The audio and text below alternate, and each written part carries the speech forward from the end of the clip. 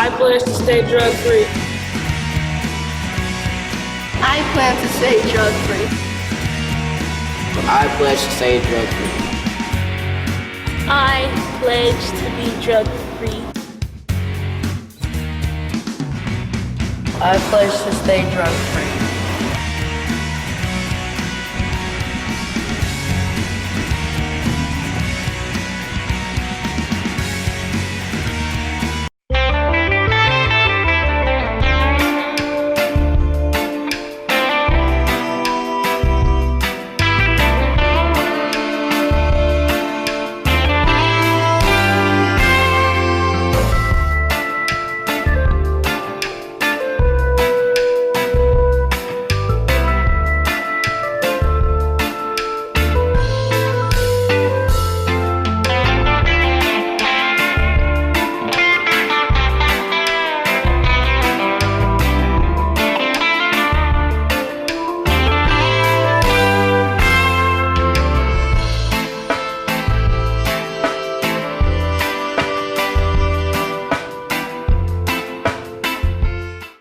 And good afternoon, and welcome to Expose Under the Sun, sponsored by the Detroit Native Sun newspaper.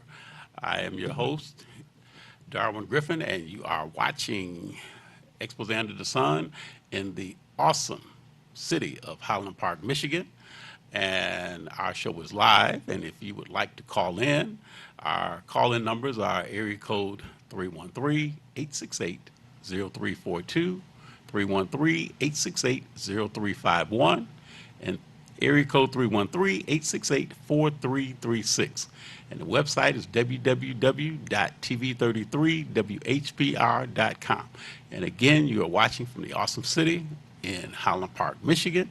And you can also view it in Detroit, and you can see it also on Amazon, Roku, as well as other streaming sources. But I'd like to just say that I'm very proud to have a couple of people as my guests today, my special guests. And I don't want to leave off titles, especially when I'm referring to the two individuals that are going to be doing the show with me today. And my special guests, and I'll go in order in terms of say, because this is the young lady that is sitting next to me, and she is the Honorable Brenda Carter, and she's a state representative in the 29th District of the state of Michigan, and it represents the Pontiac area and pretty much the suburbs around the around the Pontiac area.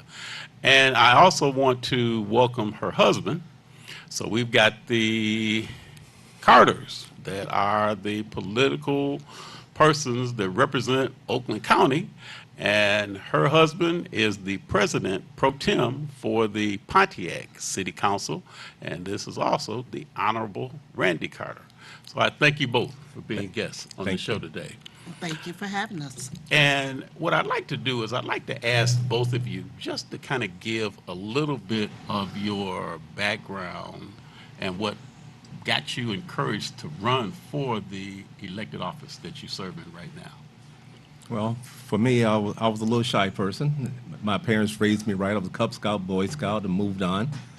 I was the first kid, little geek from Pontiac who went to Cranbrook. Mm-hmm. And then later on, I went to Wilson School, Eastern School, and Central High, class of 72.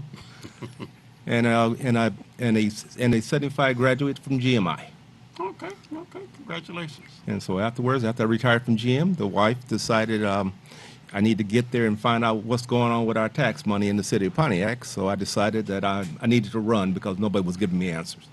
And how long have you been a city council person and also president pro tem of the city council? Since 2009 for a city councilman and pro tem now for 2 years. Yes. For 2 years. Congratulations. Yeah, thank you. Okay, Brenda? Well, I had a lot in common with Randy when we both were released from General Motors. He ran for city council, and I was sitting back saying, okay, well, what kind of way could I give back to the community? So I figured it'd be a great idea just to help the children of Pontiac, and I figured that I can go there and maybe just help. I not knowing exactly what a school board member did, but I ran for the school board a year after my husband ran, and I was elected on the school board. Okay. And so now, how long were you on the school board?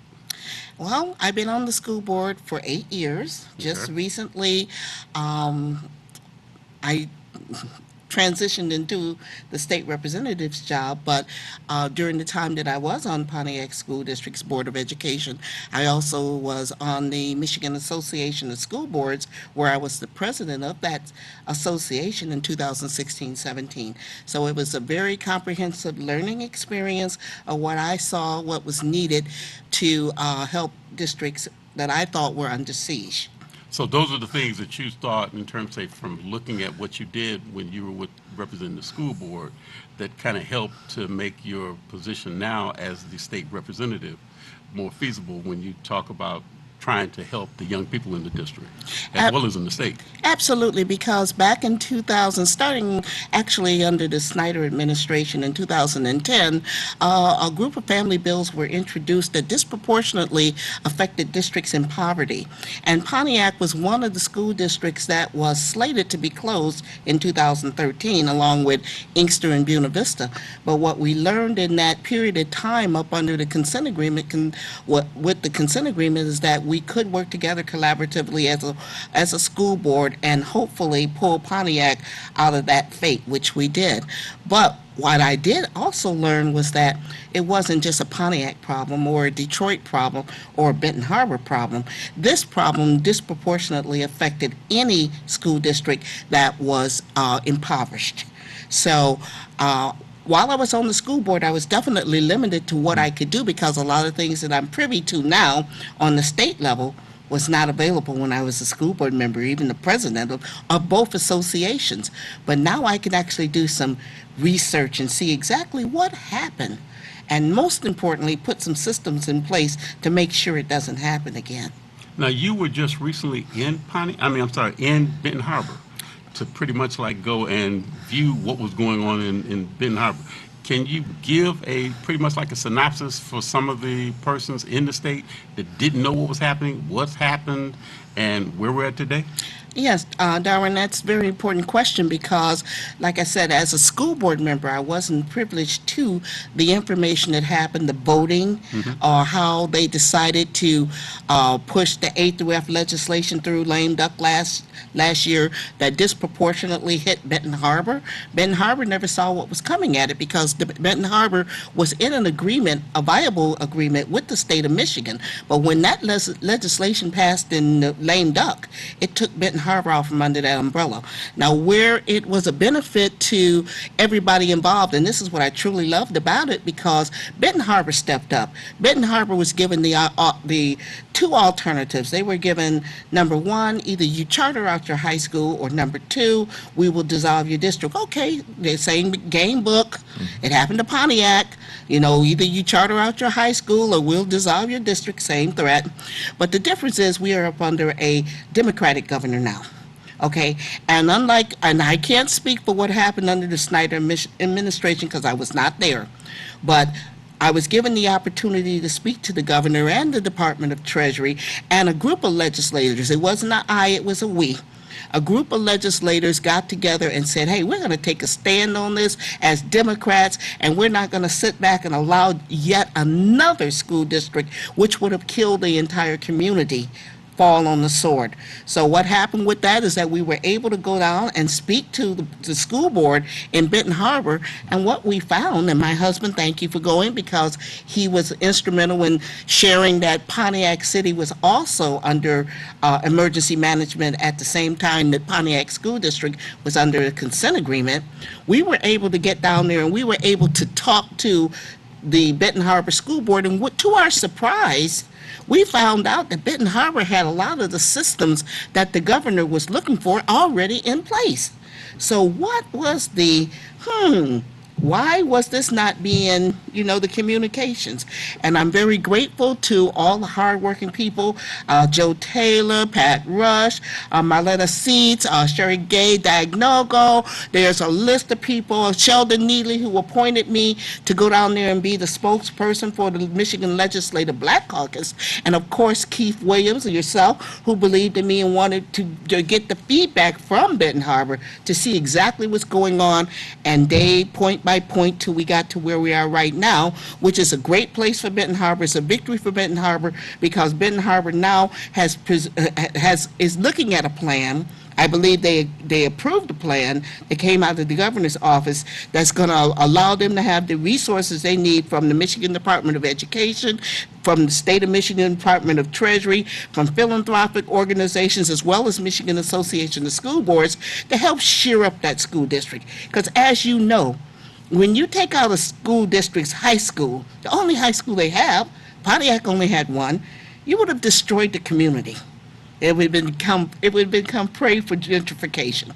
So I feel that it was a collaboration of a whole bunch of great people who were on point, ready to work with Benton Harbor. But I give all praises to the community of Benton Harbor and Benton Harbor School Board for standing up for what they want, and that was their community to remain intact. Well, it sounds like the governor and State Rep Sheldon Neely, they appointed the right person to go there to represent Yes, it is. them. I got one more question I want to ask you. Then I want to ask your husband a few questions about Pontiac. But the question I want to ask you now, what are some of the committees that you are involved with as a state rep? Well, What are some of the committees that you're involved with?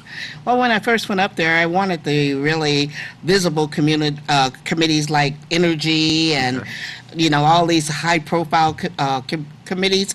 But Leader Gregg saw the value in me utilizing the expertise I have, so she put me on education.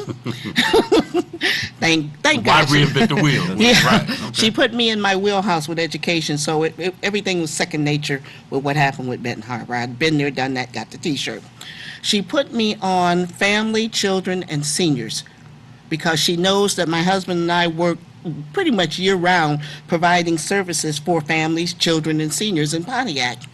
The one she slid by me was insurance. But I'm learning a lot about insurance. Before I got on that committee, I thought it was just Blue Cross Blue Shield, healthcare, and pretty much a little gecko. The little gecko. Right. Okay. But I've learned there's property insurance, life insurance, dental insurance, motorcycle insurance. You would be surprised how many insurance organizations are out there. So I found that in the 6 months that I've been in the House of Representatives, I'm in the right place at the right time. God puts people in the right place at the right time like that. Now he put you, Randy, in the right place at the right time. Tell a little bit about Pontiac, because I know Pontiac, not that long ago, just came under emergency management. Under 3.5 emergency managers. 3.5 emergency managers. But a little. Why did they have 3.5 emergency managers? Each one of them tackled a different issue. Okay. One of the things that help inspire us is that even though you have an emergency manager, if you can think nonpartisan, the governor allowed classes as a EM. Okay. So we knew exactly what was real and what was not real. EM could not raise taxes. Okay. EM could not create a millage. All they had to be voter sponsored. There's a lot of threats that came out from the EM contracts that people just wouldn't talk about. They may only talk about what they could do. But you could call their bluff. The school system called their bluff. City of Pontiac school system stayed united. They did not get dissolved when Benda Vista and them got dissolved. And the reason is they were cohesive. They stood together, and the rep back then, school president, knew the law. Once you know the law, it's easy. They can only baffle you for so long. But City of Pontiac, the basic thing was about the budget. Things that happened about the budget that a lot of people might understand is budgets were never totally, how do you call it, they weren't level. In other words, the thing called unfunded health care, I speak about it all the time. Well, how did you hide $300 million in a footnote, but you can still balance your budget? The state does it. The city does it. School does it. Now, there was a Gatsby rule. Gatsby 70 came out and said you must show it since 2014. Somewhere in the future, you promise in 2018 you will bring that hidden number to balance your book. And the state says, well, just tell us how you're going to fix it. It doesn't mean your books were ever balanced. It just means you got a plan on how you want to fix it. So City of Pontiac, first it was the pensions, and then it was health care, and then were the health care's liability, were they a liability? Did the employees actually pay into the system? Or some did, some didn't. Did some people pay money back? There's a lot of skeletons within cities and state that nobody wants to talk about. I was privileged to understand how the lay of the land was.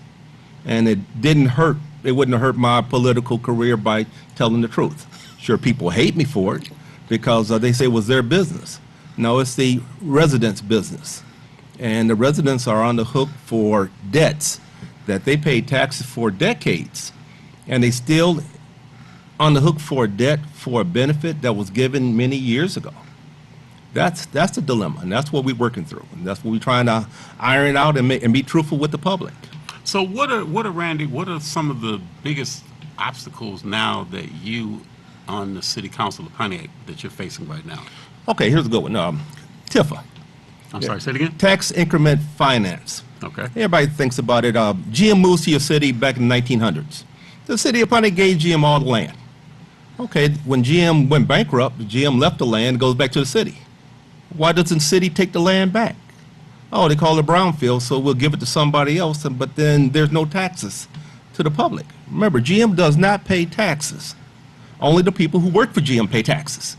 Now, when you lay those people off, where is the thing called a clawback that you say, I want $100,000 per year from every employee that you had working? Well, there's no political person who's going to say what I just said because it didn't happen. And they don't want the money back. They don't want the property back. But they would rather give it to somebody with a promise that they will create jobs in the future. Kind of like Little Caesars. I mean, how many people got hired? But you pay the penalty and you keep it moving. Those are the issues. I want to see money coming to the city. Okay. I want to see the communities survive. I want to see the parks.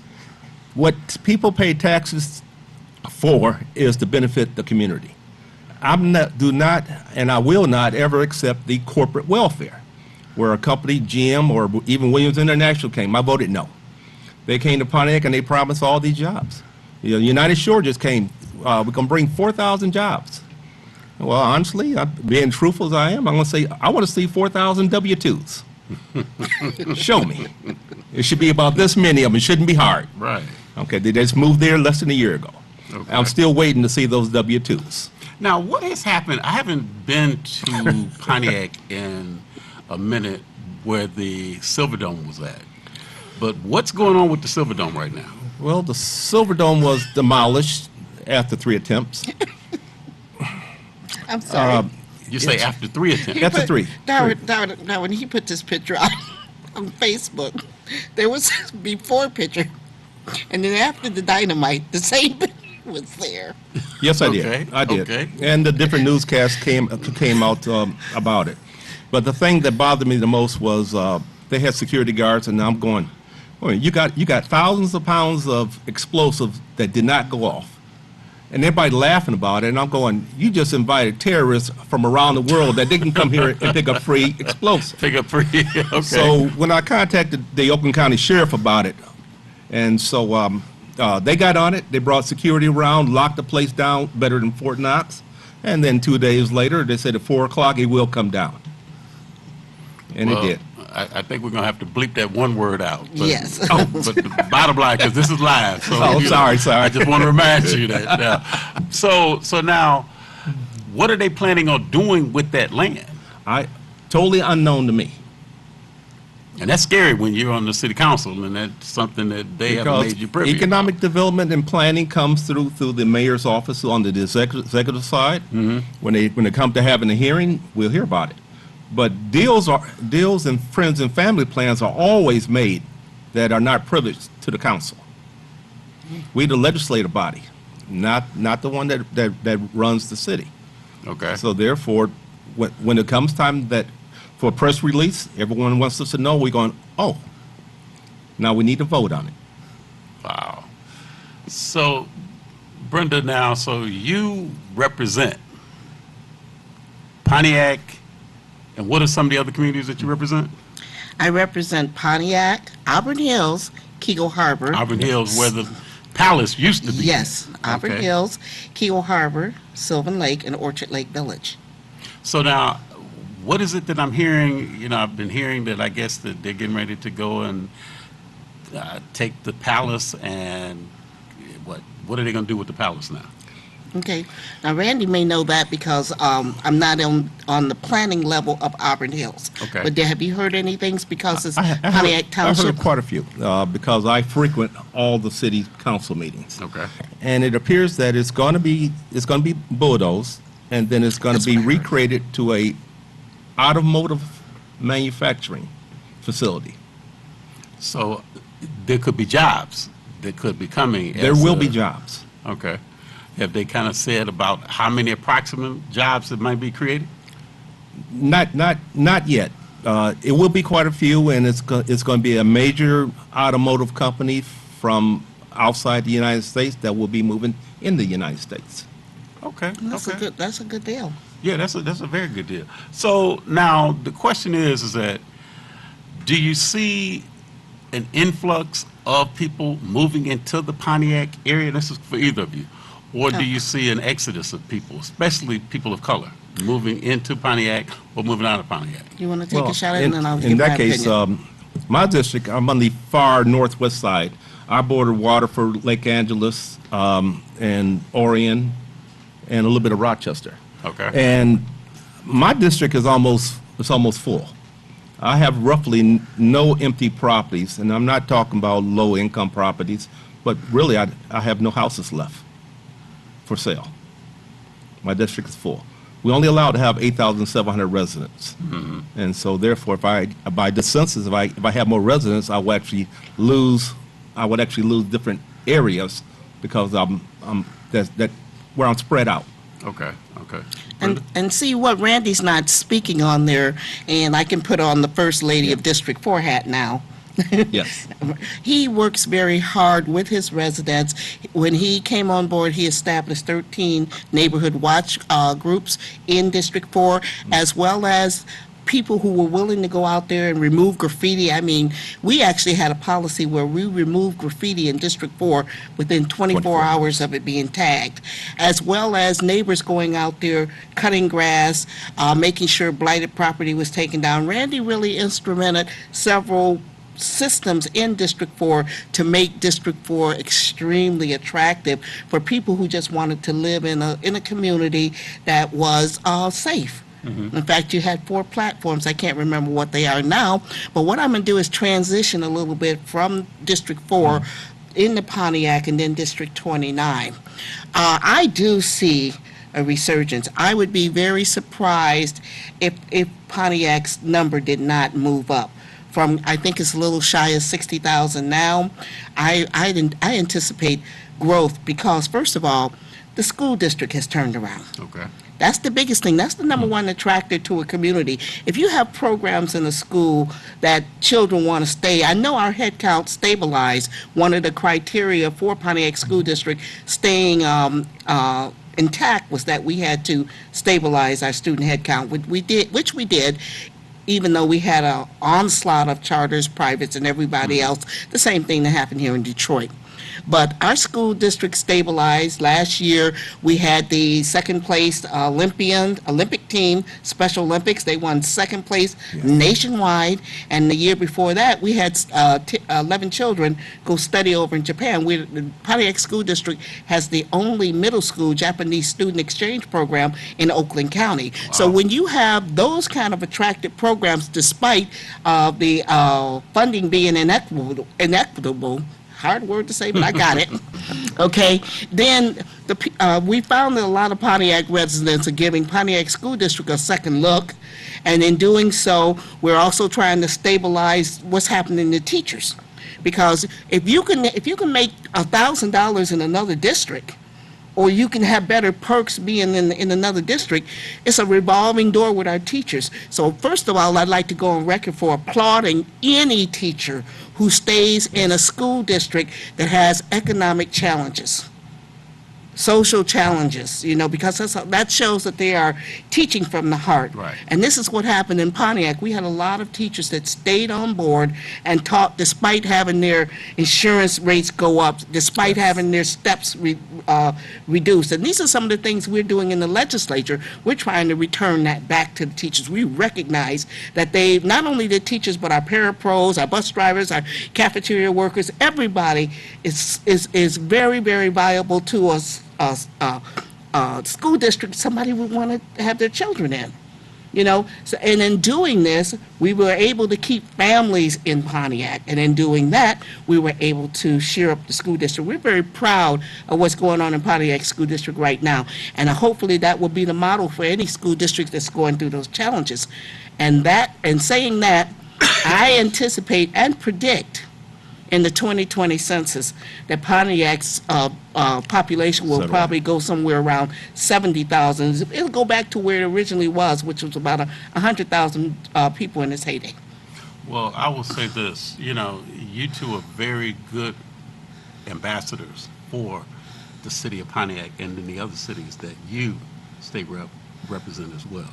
So the one thing that I will say is that in the last minute that we've got, and this naturally is a short time that we seem to, every time we get to talking, things like go by so fast.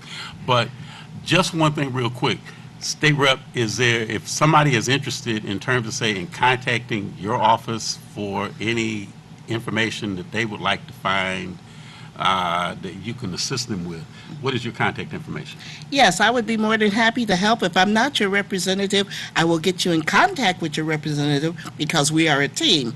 But my phone number is area code 517-373-0475, or you can reach out to me at brendacarter@house.mi.gov. Okay, And my number is 248-467-6845. It's my personal cell, and I welcome everyone to call. And I want to thank the Oakland County Sheriff for the city financing them, because we now have access to 25,000 deputies. We have planes, we have helicopters, we have boats at no cost. give a shout out. What's the sheriff's name? Sheriff Bashar. Okay. Well, I do want to thank both of you for being on the show today. And as always, it goes by so fast, especially. But you've been my special guest, State Representative Brenda Carter, representing the 29th District of the great state of Michigan, and the Honorable Randy Carter, who represents Pontiac, and you're the President Pro Tem of the great city of Pontiac, Michigan. District 4. Yes. Thank you again for both of you for being on the show. Once It's an again, honor. thank you for having us. Thank you.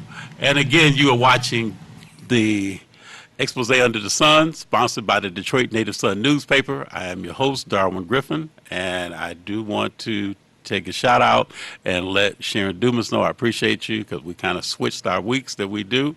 But again, you can pick up a copy of the Detroit Native Sun newspaper, which is Valerie Lockhart is the publisher and she is the president of, and Detroit Native Sun News, if you'd like to advertise, which is now carried in the Kroger supermarkets, you can contact Valerie Lockhart at area code 313-457-5944.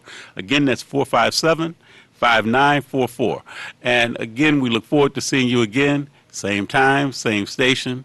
Appreciate you. Peace. Have a great day, and make sure you let somebody know that you love them.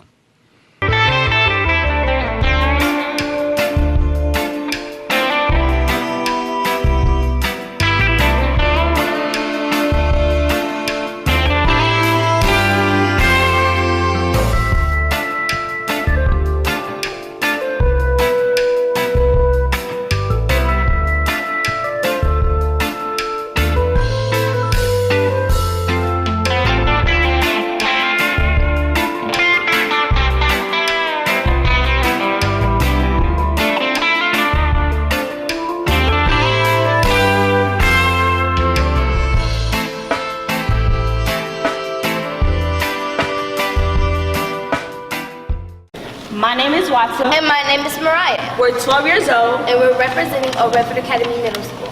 And we're here to talk about drugs. Drugs are very dangerous and unhealthy. And they can also ruin a relationship with your loved ones.